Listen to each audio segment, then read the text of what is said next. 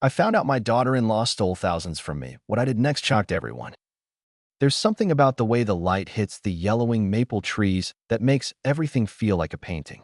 After spending nearly 4 decades teaching kindergarten, I finally retired 2 years ago, and for the first time in my life, I could actually sit still and breathe. My days were simple now. Mornings with coffee in the backyard, afternoons tending to the rose bushes my late husband planted, and evenings spent either reading or quietly watching the street from my front porch. I lost my husband, James, 6 years ago to a heart attack. It happened suddenly. No warning, no final words, just a phone call from the hospital while I was folding laundry. At the time, I thought the silence in the house would be unbearable, but I've come to appreciate the peace. Grief, after a while, doesn't leave you. It just settles into the walls like an old memory. James and I had one child together, our son Daniel, and even though he's grown now, I still see glimpses of James in him. The way he walks with his shoulders stiff when he's stressed, or how he never leaves a dish in the sink overnight. Those little things bring back memories without warning. Daniel is 41 now and works as a building inspector. His job keeps him busy, especially with all the new construction popping up around the city. His wife, Melissa, works part-time at a dental office. She's polite, always makes sure to call me on holidays, and brings flowers whenever they visit. Our relationship started off a little formal, but over the years, she's softened toward me in the way that daughters often do when they see you care. I always appreciated that. But the one who truly lights up my world is my granddaughter, Claire. She's 19 now and just started her second year at the state university. Claire is everything you'd want in a grandchild: bright, kind, determined. She's studying sociology because she wants to work with children someday. When she told me that, I felt something shift inside me, something warm. I suppose it reminded me of my younger self before life wore down the edges. Claire and I have always had a close bond. When she was little, we would spend entire afternoons reading books on the living room rug, baking cookies, or digging up dirt to plant flowers that rarely survived the winter. Even now, with her away at school, she still calls me every week without fail, usually Thursday nights, just before bedtime. She tells me everything: how classes are going, the annoying boy in her study group, how she's trying to eat healthier but still ends up eating pizza every Friday night. It's our thing, those calls. They keep me feeling connected, like I'm still a part of her everyday life even though she's not here. Once a month, Daniel's family comes over for dinner, and those are some of the best nights I have. Melissa always brings a casserole or a pie, and Claire will show up with a new story about campus life. Daniel usually looks exhausted from work, but he never complains. He just sits there quietly, listening, occasionally chiming in with a dry joke or a gentle reminder about curfew that no one takes seriously anymore. Those nights feel like home. No noise, no drama, just the soft hum of people who care about each other. It was during one of those visits, on a mild October evening, that Melissa stayed behind after dinner. Daniel had taken Claire home early because she had an exam the next morning, and I was clearing the table when Melissa offered to help. We stood side by side at the sink, rinsing dishes, when she turned to me with a different expression. She looked tired, not physically, but emotionally. The kind of tired that lives behind your eyes and doesn't go away with sleep. "I need to talk to you," she said, drying her hands on a dish towel. Her voice was soft, almost hesitant. I sat down at the kitchen table, sensing something serious was coming. Melissa poured us both a cup of tea, her hands trembling just enough for me to notice. "It's about Claire," she began. "About school." My stomach tightened, instinctively bracing for something bad. But what she told me wasn't what I expected. According to Melissa, Claire's scholarship only covered part of her tuition. In between dorm fees, books, and meals, they were barely keeping up. Daniel's work hours had been cut, and her part-time job barely made a dent in the monthly bills. They were falling behind, she said, and Claire had started skipping out on things her friends were doing, simple things like coffee dates and movie nights, because she didn't have the money. I asked if Claire knew they were struggling like this. Melissa shook her head. "We haven't told her. She'd feel guilty and maybe even try to drop out." Then she reached across the table and gently touched my hand. "I know this is a lot to ask, but if you could help, even just a little, it would make a huge difference. Daniel said he'd talk to you himself, but I told him I'd do it. He agrees it's the right thing. We're just trying to give Claire a future." Her words were measured, careful, but I could see the desperation in her eyes. I didn't even have to think about it. Claire was my only grandchild, and if she needed help, I'd give it without hesitation. I asked how much they needed, and Melissa said that an extra $850 a month would give Claire enough breathing room to focus on her studies and maybe even enjoy her college experience a little more. That night, I opened a separate account and set up automatic monthly transfers to the bank details Melissa provided. She told me she created an account in Claire's name so it wouldn't raise suspicion, and I didn't question it. Looking back now, maybe I should have. But in that moment, all I could think about was Claire, walking across campus in her favorite coat, sipping coffee with her friends and laughing without worry. That image alone made the money feel like nothing. Melissa hugged me before she left and whispered, "You have no idea what this means to us." And I believed her. Nearly 2 full years passed after that conversation with Melissa. I never missed a single month. Each time the calendar flipped, I quietly watched the transfer go through. It became part of my routine, like morning coffee or watering the begonias. I told myself it wasn't a sacrifice, it was love, plain and simple. Every time I got a text from Claire about an exam she aced or a group project she led, it made me feel like I was part of her success, even if she didn't know the full truth. The weekly phone calls continued, and they were still the highlight of my Thursdays. Claire had grown more confident and articulate since leaving home. Her stories became sharper, her views more thoughtful, and she often asked for my opinions on everything from professors to politics. I loved that she still came to me with her questions, even as she was clearly becoming her own person. She mentioned new friends, study groups, volunteer projects, and even hinted at a budding romance with someone in her major. His name was Eli, and he sounded like a solid young man, quiet, respectful, someone who listened more than he spoke. I told her I was proud of her, because I truly was. Every time we spoke, I tried to sneak in little hints to see if she'd mention the money, but she never did. That didn't worry me at first. Maybe she was just being modest. Maybe she thought I wanted it to be a secret. I trusted Melissa completely. I mean, she was family. She hugged me every time they visited, and she'd occasionally call just to say thank you and reassure me that Claire was doing well. I appreciated that more than I let on. Then came her birthday, Claire's 21st. I'd mailed her a sweater I knew she wanted and planned to call her in the afternoon. When I finally reached her, she answered right away, laughing, her voice full of energy. She was in the campus library, studying for midterms but happy to take the call. We talked for a while about her classes, a new cafe she'd found, and how Eli had surprised her with a cupcake earlier that morning. At some point in the conversation, I found myself hesitating, unsure if I should bring it up. But the words were already forming, and before I could stop them, I said, "By the way, sweetheart, I just wanted to check something. Is the monthly allowance I've been sending enough? If you ever need more, don't hesitate to ask." There was silence on the line, a pause that stretched just a little too long. Then came her voice, confused, hesitant. "What do you mean, Grandma? What allowance?" I froze. My hand clutched the armrest of the chair, and I tried to keep my voice steady. "The $850 I've been sending each month. For your living expenses at college." Claire's confusion didn't change. "Grandma, I've never received anything like that. Are you serious?" I couldn't speak for a second. You didn't know? Your mother told me you were struggling, that you needed help." Claire's voice dropped to a whisper.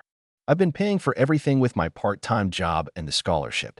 I didn't know you were sending anything." Her words hit me like cold water. I stared out the window, watching the trees sway in the wind, but everything felt distant. I'll talk to your father," I managed to say. "Happy birthday, sweetheart. I'll call you later." She sounded worried when we hung up, but I couldn't speak another word. My hands were shaking as I dialed Daniel's number. He picked up quickly, his voice full of concern once he heard my tone. "Mom, what's wrong? Is everything okay?" "I need to ask you something," I said, trying to keep calm.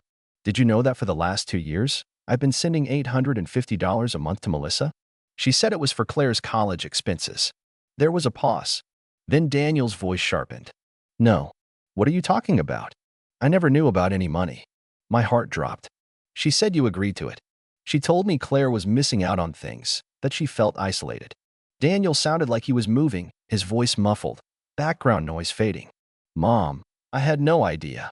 Melissa never said anything to me about that. I thought Claire was doing fine." I heard him calling for Melissa in the background. The phone went quiet for a while, and I just sat there, staring at the same spot on the wall, afraid of what was coming. When the line came back on, Daniel's voice was quieter, strained. "Melissa's here," she said. "She said she'll talk to you." I waited, the air feeling heavier with each passing second. Then Melissa came on the line, and I almost didn't recognize her voice. It was small, defeated. "I'm sorry," she whispered. "I didn't give the money to Claire. I used it for myself." I said nothing. The silence stretched until I finally managed to ask, "Used it for what?" She didn't answer at first. Then, through what sounded like tears, she said, "There's someone. A man I met at work." I was unhappy. I started seeing him. He was charming and made me feel seen. But he liked to spend restaurants, trips, gifts, and I couldn't afford it. "I knew you loved Claire and would help if I asked." The breath left my body all at once. It felt like someone had kicked me in the chest. "You used my granddaughter's name," I said, my voice barely above a whisper.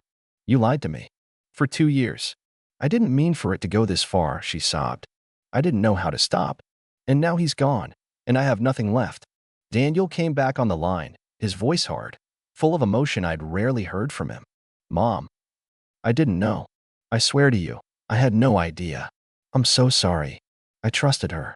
I let this happen under my roof." I felt like I couldn't breathe. My world, the one I'd kept so stable and full of warmth, had tilted on its axis. The money was gone. The trust was shattered.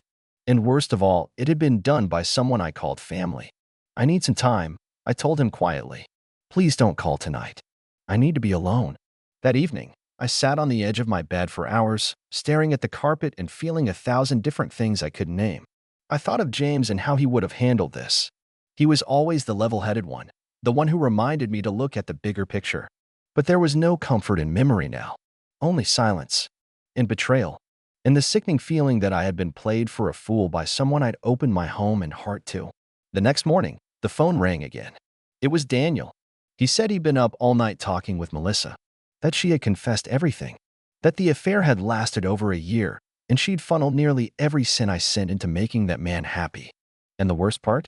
That man had vanished the moment the money dried up. "Daniel was coming over," he said. He wanted to tell me the rest in person. I just nodded, staring out the window again. This time, the autumn leaves didn't look so golden. Daniel arrived at my house before noon the next day. I recognized the way he knocked, soft, but persistent, like someone bracing for impact. When I opened the door, he stood there in jeans and a wrinkled polo shirt, looking 10 years older than he had just a week ago. His eyes were bloodshot, and his shoulders slumped like someone carrying too many secrets at once. He didn't bring Melissa. I stepped aside to let him in without saying a word. He walked past me into the living room, rubbing the back of his neck the way he used to when he forgot his homework in middle school. I offered him coffee, but he shook his head. We both sat down in silence, the kind of silence that presses against your ribs and waits for something to break. "I didn't sleep," he finally said. His voice was raw, like it had been scraped clean overnight. "We talked until 3 in the morning. Or, well, she talked. I mostly sat there stunned." I nodded, waiting. "She admitted everything," he said. "She met this guy. His name's Victor. He works, or worked, at some outlet store near the mall. Apparently, he used to flirt when he came in, and things escalated from there. They started meeting on weekends while I was working, while Claire was at school." He stopped and looked down at his hands, which were clenched together in his lap. "She said she didn't plan on it, but she got caught up. He liked luxury. Hotels, restaurants, buying watches and coats and crap he didn't need. Melissa couldn't keep up with his appetite, and she said she felt like she had to keep him happy to feel seen." I swallowed hard. "So she used my money. She told herself she'd pay it back," he muttered, sounding disgusted even saying it. "That's what she claimed anyway. She thought if she could just stretch it a few more months, she could find a way to make it right. But then Victor disappeared. He stopped answering her texts, blocked her number, deleted everything." I leaned back in my chair, feeling the full weight of what he was saying settle in my chest like bricks. I had never hated anyone in my life, not even the people who wronged me in small, forgettable ways. But right then, I felt something that came close. Daniel looked at me, his voice cracking. "I didn't know, Mom. I swear on my life, I didn't know. If I had even suspected." I raised my hand gently. "I believe you." And I did. There wasn't a doubt in my heart that Daniel had been just as blindsided as I was. But belief didn't make the betrayal hurt any less. "She told me last night that she used your name," she said, Daniel agrees with it, just to make you feel safe. His face twisted in pain. She said it without blinking. I never knew she was capable of that. I closed my eyes for a moment. What now? He let out a slow breath. I told her to leave. She packed a suitcase and went to her parents' place. I'm filing for divorce. There's nothing left to fix. I felt both relief and sorrow at once. My son was doing the right thing. There was no question about that. But the fact that it had come to this, that our family had fractured so completely, left a hollow ache in my chest. Have you told Claire? I asked.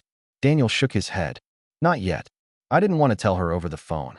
Just then, as if fate had been listening, the doorbell rang. Daniel stood up, startled. I went to the door and opened it to find Claire standing on the porch. Her hair was pulled back in a messy bun, and she wore a worn university sweatshirt.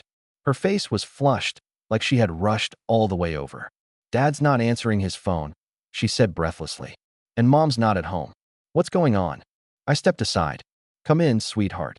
The moment she walked into the living room and saw her father's expression, she knew something wasn't right.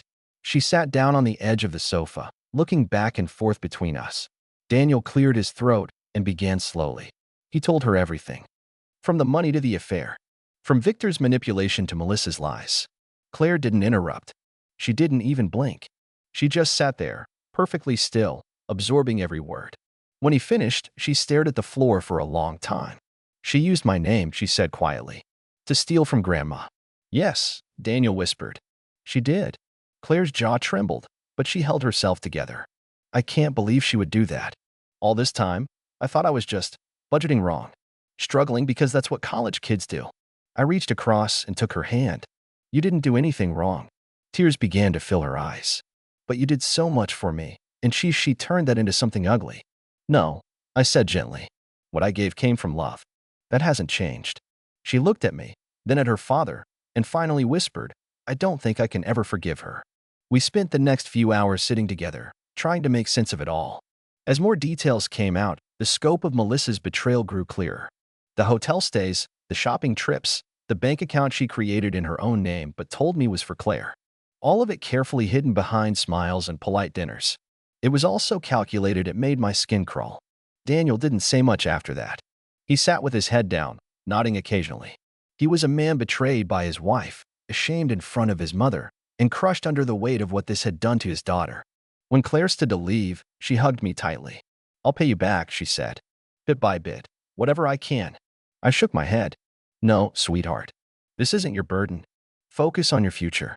She nodded, but I could see in her eyes that the betrayal had left a scar, one that would take a long time to fade. That night, after they left, I sat in the living room staring at the dark window. Outside, the wind moved the branches like they were whispering secrets to one another. Secrets I had been blind to. I thought about every month I had transferred that money, smiling to myself as if I was doing something noble. I thought about Melissa hugging me, thanking me, lying straight to my face. I thought about the look on Claire's face when she realized her mother had used her like a prop in a con. And then I cried. Not just for the money, not even for the betrayal, but for the trust that had been broken so quietly I never heard it shatter. It took several weeks for the shock to settle into something quieter.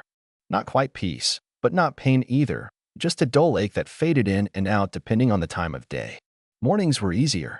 There was something about brewing coffee and listening to the birds outside that helped me feel normal again. But evenings were harder. That's when I used to think about the good I believed I was doing. That's when the silence in the house felt the loudest. After Melissa left, Daniel tried to keep things functioning, but I could tell he was struggling. He went back to work quickly, probably faster than he should have. The man had always carried responsibility like armor, but this time it looked heavier on him. He called more often, stopped by sometimes just to sit in silence or ask about the flowers in the garden. I let him. Sometimes silence is a kindness. Claire started visiting every weekend. At first, I thought it was out of guilt, some attempt to make up for something that wasn't her fault. But it quickly became clear she needed the visits as much as I did. We would sit on the porch with mugs of hot cider, her telling me about classes, research projects, and that Eli boy she was still seeing. I never pried. She offered just enough to let me know she was okay. One Saturday afternoon, she arrived with a folder in her bag. She looked nervous, but proud in a way I hadn't seen since she won her 8th grade science fair. I have news, she said, sitting across from me at the kitchen table. The university nominated me for a graduate scholarship. It's full tuition. Everything covered. For a moment, I didn't say anything. I just stared at her, that same girl who used to play in the garden, now growing into someone I barely recognized but loved just the same. I'm proud of you, I said, finally finding my voice. More than I can put into words. She smiled, and it was the first time in months that her smile reached her eyes. After everything that happened, she said, I didn't want to let it define me. I wanted to prove to myself that I could still move forward. You already have, I told her, just by being here. Daniel joined us later that evening for dinner. We didn't talk about Melissa anymore, not in detail. We spoke of other things, work projects, the changing weather, what to plant next spring in the flower beds. But there was a noticeable shift in the way we interacted. It wasn't surface level anymore. There was a depth, a kind of quiet understanding that had come out of shared hurt. After dessert, Daniel leaned back in his chair, looking tired but more settled than I had seen in weeks. Mom, he said slowly, there's something I wanted to tell you. I've been offered a promotion at work. It's not final yet, but the salary bump would be significant. I smiled. That's wonderful news. He nodded, hesitating just long enough to make me curious. If it happens, I want to start paying you back. For the money. I know you've said I don't have to, but I reached across the table and put my hand over his. No, Daniel. That money was given with love, and even though it was misused, I gave it for Claire's future. That doesn't change. He didn't argue. He just nodded, but I could see the relief in his eyes. Claire looked at both of us, then said quietly, I want to help too. I'm starting a new part-time job at the campus library. It's not much, but maybe I can put aside a little every month. I shook my head, feeling my heart ache with gratitude. Just focus on your studies, both of you. That's the only repayment I need. The next few months moved like a slow thaw after a bitter winter. Claire poured herself into school, winning another academic award and securing her spot in the graduate program. Daniel settled into his new position at work and began taking weekends off to spend more time with us. He even started bringing over groceries sometimes, joking that it was his way of repaying his debts one apple at a time. As for me, I found peace again in my routine. I went back to morning walks and weekend crossword puzzles. I baked more, even tried new recipes I never would have attempted before. Claire was especially fond of the lemon scones, and every time I made them, I'd send her home with a bag full. Spring arrived early that year. One afternoon, I was trimming the hydrangeas when Claire's car pulled into the driveway. She hopped out, waving something in her hand. You're not going to believe this, she called out. I wiped my hands on my apron and met her by the porch steps. She handed me a letter. It was from the dean's office, formal, stamped, and full of polite academic language. But the message was clear. Claire had received the university's most prestigious fellowship. Tuition, books, housing, all of it covered for the next 2 years. I looked up at her, completely stunned. Claire, this is incredible. She grinned. I told you I wasn't going to let any of this stop me. We hugged tightly, and for a moment, everything else melted away. There was no betrayal, no hurt, no leftover anger, just pride and love between us. Later, while we were drinking tea in the kitchen, she looked out the window and said something that caught me off guard. Do you think she's okay? It took me a moment to realize she meant Melissa. I sipped my tea and chose my words carefully. I don't know. I try not to think about her. She made a choice, Claire said softly. But part of me still wonders. I didn't respond right away. Eventually, I said, wondering is human. But it doesn't mean we have to carry the consequences. Claire nodded and didn't ask again. That night, after she left, I sat alone in the living room watching the news on low volume. Outside, the cherry blossoms were starting to bloom, and I thought about how strange it was, how even after everything, life found a way to return to beauty. Pain never really disappears, but it changes shape, softens at the edges, and sometimes even leaves room for something stronger. I had lost trust. I had lost money. I had lost someone I once thought of as family. But what I gained was something deeper than I ever expected. Love that stood up after being knocked down, and the quiet strength that comes from surviving what you thought would break you. By the time summer rolled in, the worst of the storm had passed. The betrayal still lingered, like the echo of thunder long after lightning fades, but we were no longer living in fear of what might break next. Daniel had officially finalized the divorce. He didn't talk about the process much, but I knew it hadn't been clean or easy. Melissa had contested some parts of it, tried to negotiate terms through her attorney, but in the end, it didn't matter. She lost the house, moved out of state, and all but disappeared. For a while, it was as if she had never existed. Claire was thriving. She looked healthier, happier, sharper. She'd cut her hair short, started dressing with more confidence, and carried herself like someone who had nothing left to prove. She was still with Eli, and from everything I could see, he adored her. Every time they came over for dinner, I caught the way he looked at her, not like she was fragile, but like she was unstoppable. One afternoon, about a year after everything had come apart, I was baking a peach cobbler when there was a knock at the door. It was unexpected. Claire was still at school, and Daniel usually texted before stopping by. When I opened the door, I saw Melissa standing there. She looked nothing like the woman I remembered. Her hair was pulled back messily, her clothes were wrinkled and plain, and she carried a worn-out duffel bag in one hand. Her eyes were sunken, her face pale, and she looked smaller somehow, like life had been slowly folding her in on herself. I didn't speak. I just stared at her, waiting. "I don't know where else to go," she said, her voice barely above a whisper. "I'm not here to ask for anything. I wanted to apologize. I've lost everything." I could feel the blood pulsing in my ears. My chest was tight, my hands suddenly cold. "I was wrong," she continued. "You were the only one who ever treated me like family. And I repaid you by lying, by stealing, by throwing it all away for someone who left me the second the money stopped. I needed you to know that I'm sorry. For everything." Still, I didn't speak. I didn't even move. I just looked at her, and behind her words, I saw the echo of every tear Claire had cried, every silence Daniel had carried. Every night I sat in the dark questioning the shape of love and trust. Melissa looked down, ashamed. "I know I don't deserve forgiveness. I know I'm probably the last person you want to see.